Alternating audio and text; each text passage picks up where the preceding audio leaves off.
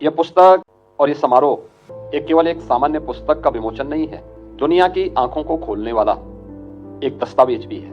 हम इस बात से पूरी मजबूती के साथ कह सकते हैं कि महाभारत जिस भारत के बारे में कहता है कि दुर्लभम भारतीय जन्म मानुषम तत्र दुर्लभम, भारत में जन्म लेना दुर्लभ है और उसमें भी मनुष्य के रूप में जन्म लेना तो और भी दुर्लभ है।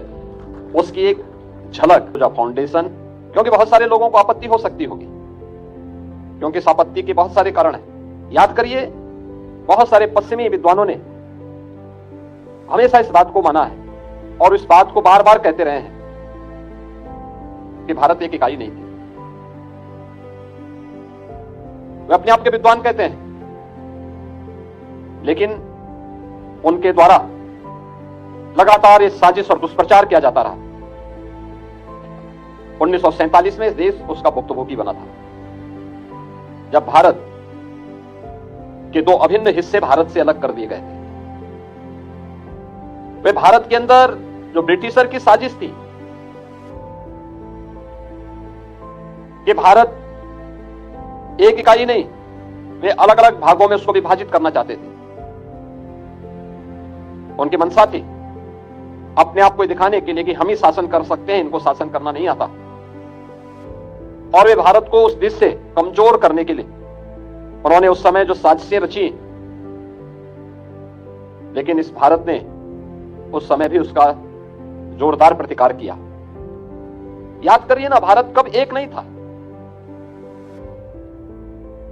जब भारतीय मनीषा इस बात का उद्घोष करती है, उत्तरम यत् समुद्रस्य हिमाद्रे सेव दक्षिणम वर्षम तद भारतम नाम भारती तत्र संतति। आप याद करिए ना,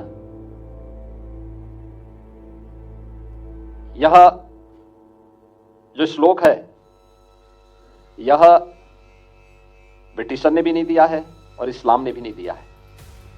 भारत की हजारों वर्षों की विरासत का प्रतीक है, जो हिमालय से सुदूर दक्षिण तक, समुद्र पर्यंत तक फैले हुए विस्तृत भूभाग को भारतवर्ष के रूप में जानता है।